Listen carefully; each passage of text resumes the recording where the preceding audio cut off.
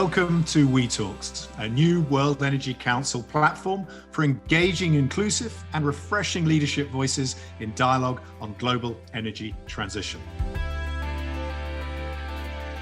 We want to learn what sparks the drive and passion of some of the most inspirational leadership voices in the energy world and beyond.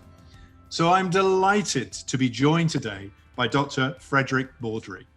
As the former Director of Accelerators and Technology at CERN, the European Organization for Nuclear Research, until his retirement at the end of 2020. Dr. Bordry, welcome to We Talks. Thank you. So Dr. Bordry, let me start. What does humanizing energy mean to you, and why is it so important in 2021? Okay, for me, humanizing energy is really to have everybody in this planet have access to energy. I will start taking some part of my life. In the beginning of my career, I spent almost 3 years in Brazil, working in a university, and in my spare time, I was part of the association doing literacy, but also electrifying favelas, and I worked to that. And for me, it was really important to see that these people working in favela with no access to water, electricity, energy, and so on, it was a problem.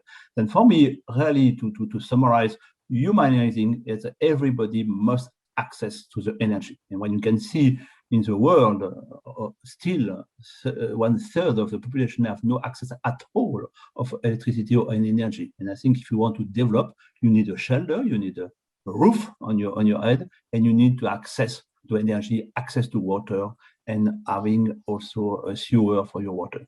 And we see, obviously, in 2021, a lot of, I suppose, statements and policy initiatives being articulated by government.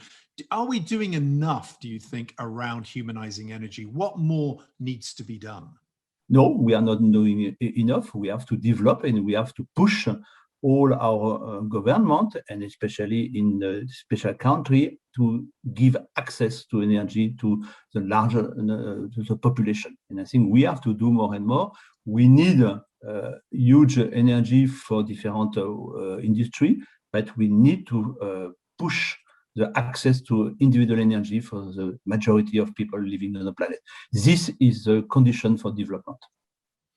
So now let's turn to your time at CERN and the role of energy plays within that establishment and how it shapes the future of projects such as the Large Hadron Collider and the Future Circular Collider, FCC. What are the insights you gained from your experience, and how can they be applied to the challenge of energy transition today? Okay, energy is at the heart of the work done at CERN. We need energy because all the game of CERN is to take elementary particles, to smash together, and to look at if you have new particles and so on. You mentioned the discovery of new particle energy. It is in my background, and all the game we are doing is really to have the concentration of energy when we are smashing our particles. To get that, we need to have a large magnet, we need a large radio frequency. We have to use new technology as superconductivity. Then we are a consumption of energy. And this is all the things we are working for fundamental research, developing technologies, and the technology we develop can be used towards the society. I'm thinking about superconductivity. I'm thinking about ultra high vacuum they can use in solar panels. I'm thinking about development of technology for innovation in fission. Also, we are collaborating, for example, with ITER in fusion. And really, development of new technology toward fundamental research and transfer of technology towards the society. And some of those technologies that you mentioned, whether they be the superconductivity or the fusion technology, are these technologies that we're likely to see over the next 5 to 10 years, or are they longer term in terms of how we will be able to develop and use them? Okay, some technology, as you mentioned, superconductivity, are now mature. The LHC is 27 kilometers of massive use of superconductivity. We have now superconducting link that can be used to transport of electrical energy. Now we have discussion with a provider of electricity that this can be used for underground transport of electricity. You know, fundamental research, the beauty is what we call serendipity.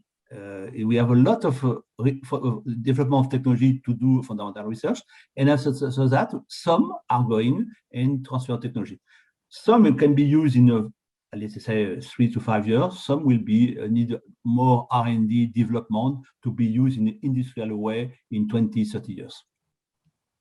So that serendipity that you talked about, I mean, so that as we think about the development of the new grid that will be needed with the access to renewables, superconductivity and the developments under solar, I would imagine they'll be very much part of this new energy grid as it emerges over the course of the next number of years.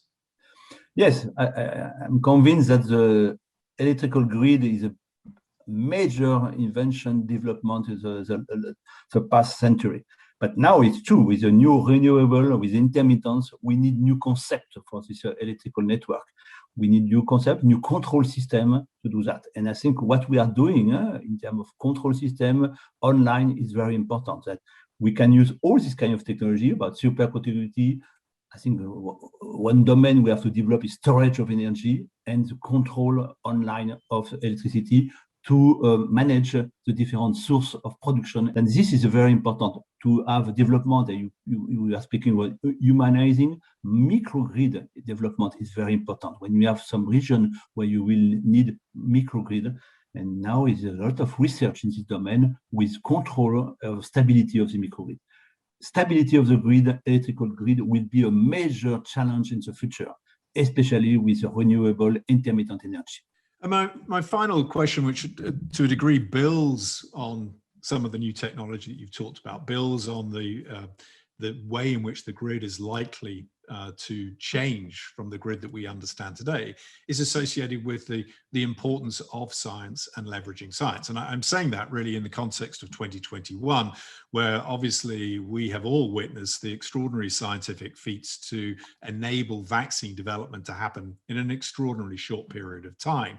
But I think it's fair to say that we haven't always seen that degree of collaboration in the context of energy. And I'd be interested in maybe your final remarks when we think about the way in which energy is likely to change. You mentioned microgrids, or the democratization of energy has been some of those words, but we're not likely to see some of that change happening at the pace we want unless something changes. I'd be interested, is that something you agree with? And what needs to happen to enable this to move forward?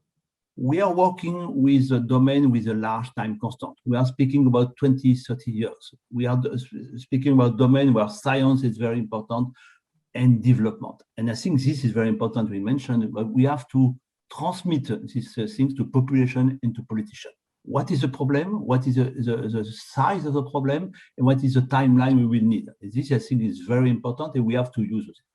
I think we have to do education. Education for me is a key thing. And we have to do education towards the society in the primary school, secondary school, and so on. And we have to have dialogue between the scientists, also people, and the politician.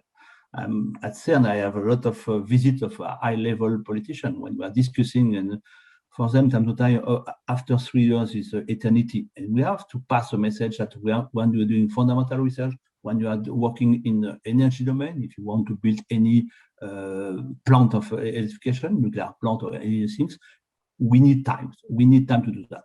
And we have to look at to the people to demonstrate that science is a solution for the energy. If we are looking in the past, all the development of fundamental science leads to new discovery.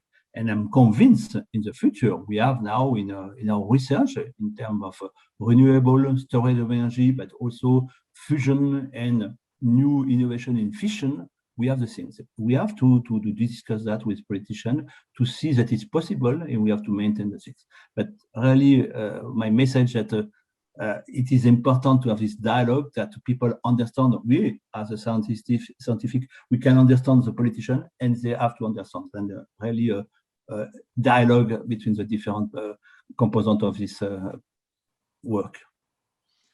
Dr. Bordry, thank you for that, and thank you for your time today. The essence of our We Talk today obviously was around humanizing energy. You've been very articulate in terms of, one, your passion around that agenda, two, your very early experience in the context of the importance of energy for broad society in your time in Brazil, but also the importance of it as we think about the world today and the recognition that, you know, more is needed. I liked your kind of endpoint, which is that science is the solution to energy and our energy issues. But in that context, we need time, we need dialogue, we need to be educated as we go forward in terms of understanding the implications between fundamental science and fundamental solutions that can be delivered in a politician's time frame of maybe maximum of 3 years. And there is a challenge in between those. So I hope everyone today that we've given a flavor, one, of the importance of science, secondly, the humanizing energy and how it is incorporated in the fantastic developments that Dr. Bordry has highlighted for us today. Also, how those developments can be used in the development of the grid and the microgrid, which will be so important to the humanizing energy agenda as we go forward.